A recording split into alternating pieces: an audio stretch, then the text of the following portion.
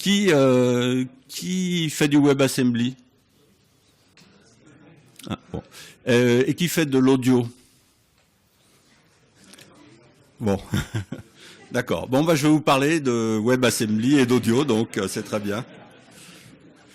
Je m'appelle Yann Orlaret, je travaille au GRAM à Lyon, qui est un centre national de création musicale et qui a la particularité d'avoir un département recherche, notamment dans le domaine des langages de programmation pour la musique. Et ce que je vais présenter, c'est beaucoup le travail de mon collègue Stéphane Letz. Donc quand vous aurez des questions difficiles, ça sera à lui d'y répondre. En gros, ce que je voudrais vous montrer, c'est comment on peut faire de l'audio procédural performant en combinant trois choses: la Web Audio API, WebAssembly et Faust. Faust étant un langage de programmation qu'on développe à Gram. En deux mots, l'audio procédural, c'est une forme de synthèse audio temps réel, mais qui est surtout orienté vers la génération de sons à la fois musicaux et non musicaux. Donc typiquement, ça intéresse les gens qui font des jeux vidéo et ça permet d'éviter d'utiliser des fichiers audio et les problèmes liés aux fichiers audio.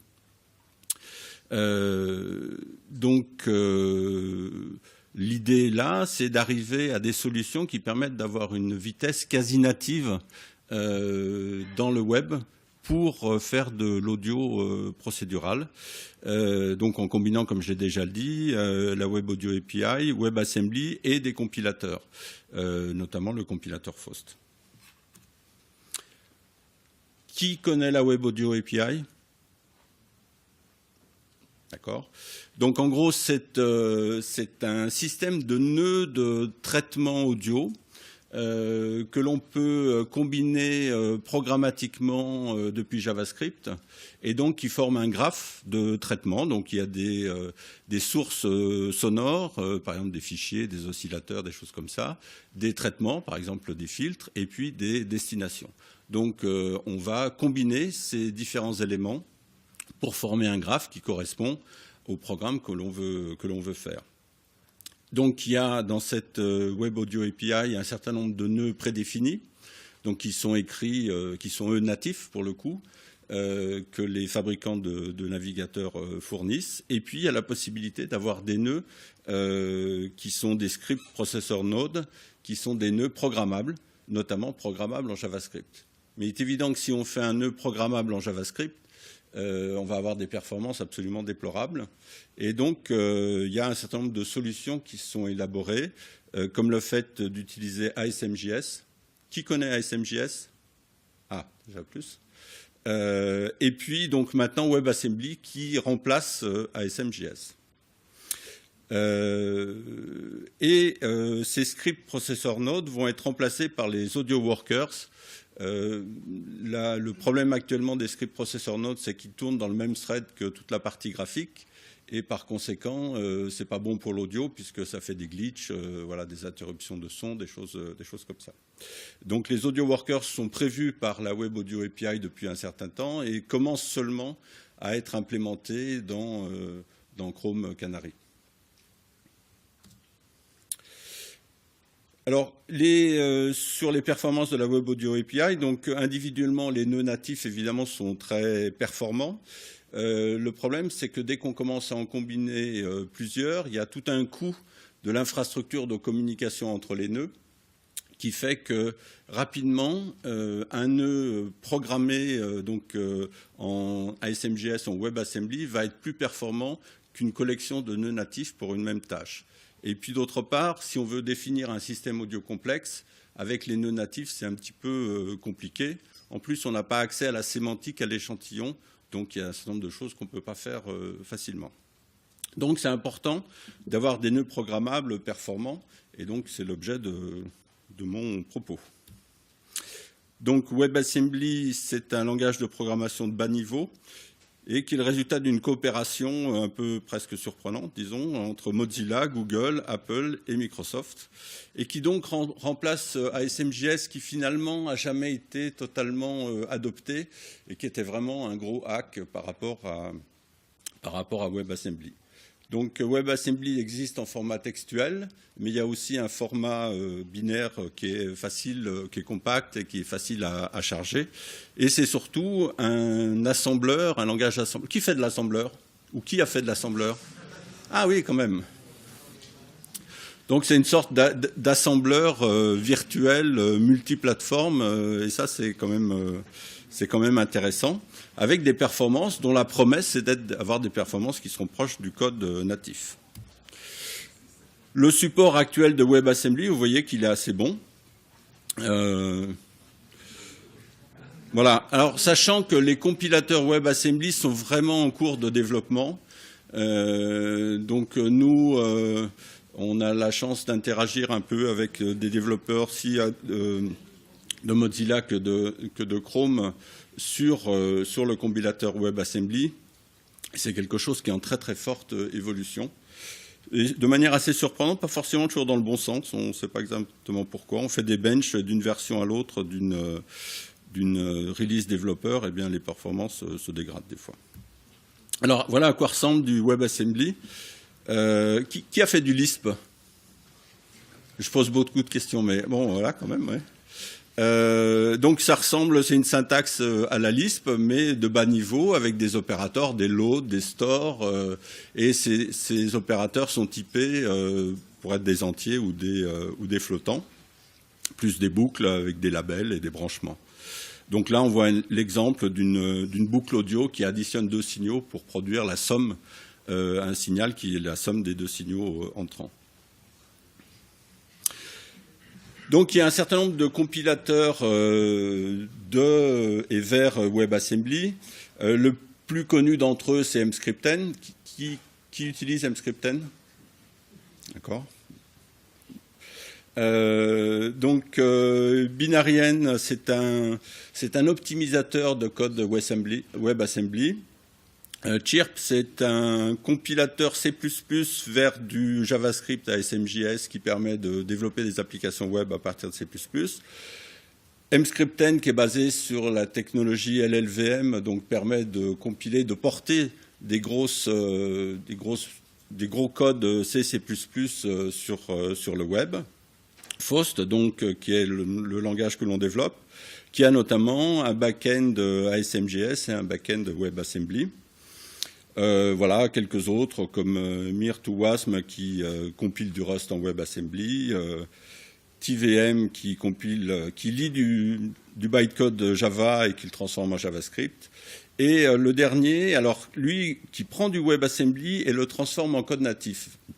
Donc c'est un compilateur WebAssembly qui est assez intéressant parce qu'il n'est pas dans un navigateur. Et ça présuppose le fait qu'on va pouvoir utiliser WebAssembly, y compris pour des applications natives, comme une sorte de binaire portable et un peu universel. Voilà, alors Faust, de son côté, c'est quoi? C'est un langage de programmation, donc ça veut dire Functional Audio Stream. C'est un langage de type fonctionnel synchrone. Si je peux me permettre encore une question, qui fait de la programmation fonctionnelle? Voilà, donc c'est un langage de programmation fonctionnelle pour faire de l'audio temps réel. Donc en gros, c'est un langage pour décrire des instruments de musique électronique. Alors ça ressemble à ça, du Faust. Voilà, donc c'est un langage qui est très dense en quelque sorte. On peut exprimer généralement avec des programmes de quelques lignes des choses. Donc process, c'est le point d'entrée, c'est le main du langage Faust, donc c'est le point d'entrée. Et là on dit, bah voilà, on a un bouton qui va avoir le label djembé et on va le piper dans un modèle de son qui est un modèle de djembé qui a lui-même ses paramètres. En dessous, vous avez la structure du compilateur Faust. En gros, ce que vous écrivez avec Faust, c'est une sorte de circuit audio. Après, il y a une phase de découverte de la sémantique de ce circuit audio et on le transforme en équation sur les signaux de sortie en fonction des signaux d'entrée qu'on va optimiser. Et ensuite, on a une représentation impérative de ce calcul et qu'on va ensuite pouvoir, via différents back-ends, traduire dans différents langages de sortie. Voilà. Alors, Je vais vous montrer deux outils qui utilisent cette technologie. Je n'ai pas regardé le temps, donc je ne sais pas combien de temps il me reste. 5 minutes? D'accord. Donc je vais vous montrer rapidement deux outils. Un qui utilise ASMJS et un autre qui utilise WebAssembly.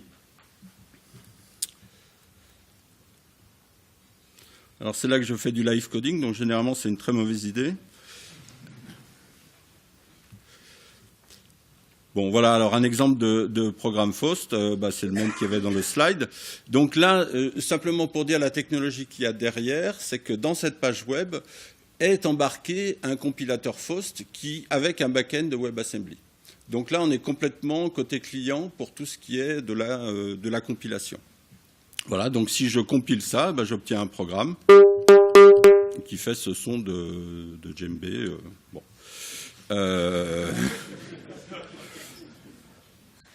Alors, je vais vous montrer d'autres exemples. Ici, donc, c'est un modèle de cloche. French Bell, je ne sais pas pourquoi elle s'appelle French Bell. Mais vous voyez que la compilation est très rapide, puisque là, à chaque fois, je fais quand même jusqu'à générer un module WebAssembly directement. Voilà, un modèle de bruit de vent.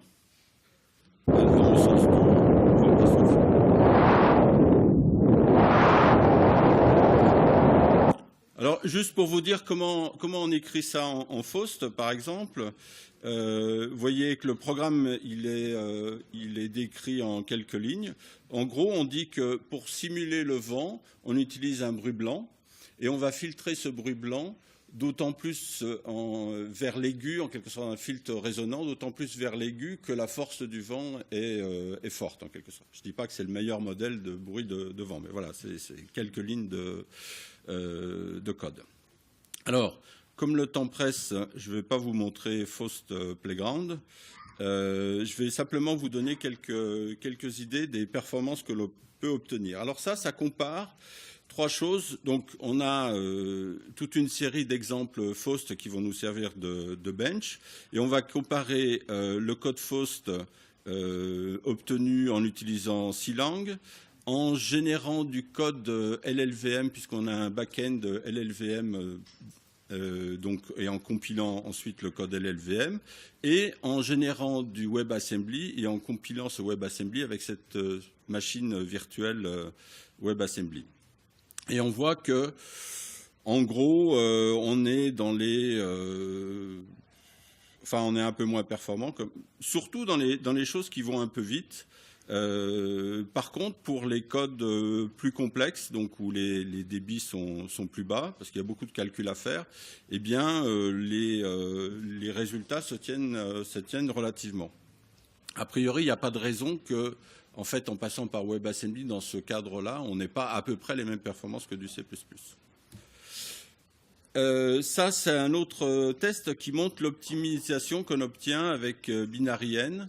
Donc, ça montre que le code WebAssembly que l'on génère est à peu près de bonne qualité, puisque BinaryN, qui est un optimiseur, trouve pas grand-chose à optimiser par rapport à ce que l'on génère nous.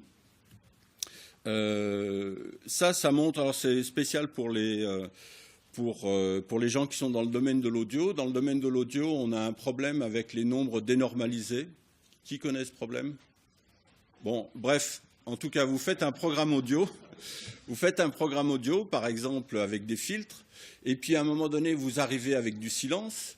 Et là, ce qui se passe, c'est que les nombres deviennent très petits, deviennent dénormalisés, ils se mettent à coûter très cher. Donc, vous vous retrouvez avec un programme audio qui utilise 100% du temps CPU, alors qu'il ne fait plus que du silence. Voilà, c'est ça le problème des nombres dénormalisés.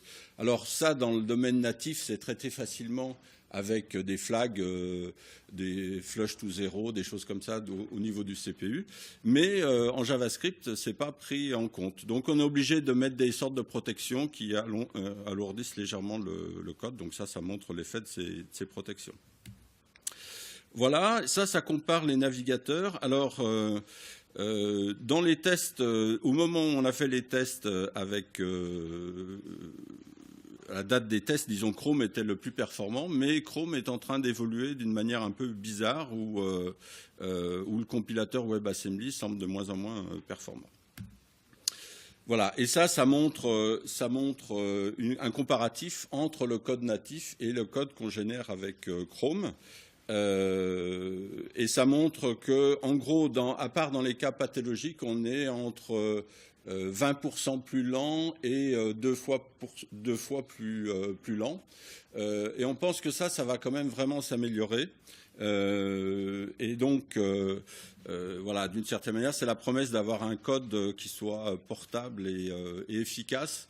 Et ça, c'est vraiment pour les gens qui font de l'audio, ça va être quelque chose de totalement nouveau, c'est-à-dire qu'on va pouvoir publier un synthé, une reverb, etc., sous forme d'une page web, et que ça marchera aussi bien sur les smartphones que sur les ordinateurs. Ça va, dans le domaine, nous, de la création musicale contemporaine, offrir des nouvelles possibilités de publication. Il y a beaucoup d'œuvres contemporaines qui font appel à de l'électronique en temps réel, etc. Ces œuvres sont totalement inaccessibles à la pratique amateur. Donc du coup, en publiant des sortes de modèles, versions réduites de ces œuvres sur le web, tant au niveau de la partition que de toute la partie électronique, eh bien, ça les rendra accessibles à la partie amateur. Voilà, alors les problèmes qui restent à régler, c'est les nombres flottants dénormalisés, les problèmes de latence, les problèmes de priorité des threads audio qui actuellement ne sont pas bien gérés, et puis les instructions parallélisées et la parallélisation du code pour qu'on ait vraiment les mêmes performances que sur du code natif. Voilà. Eh bien, Ah oui, non, si, je voulais vous montrer une petite appli. J'ai encore une minute? Non? Si? Bon. Allez. Je vous montre cette appli parce que voilà, c'est une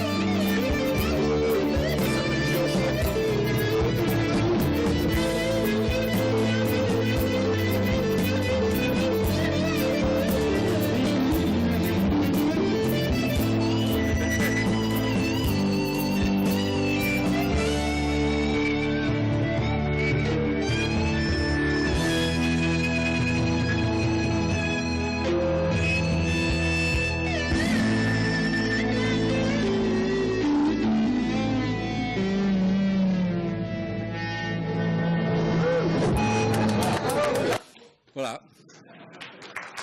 Merci.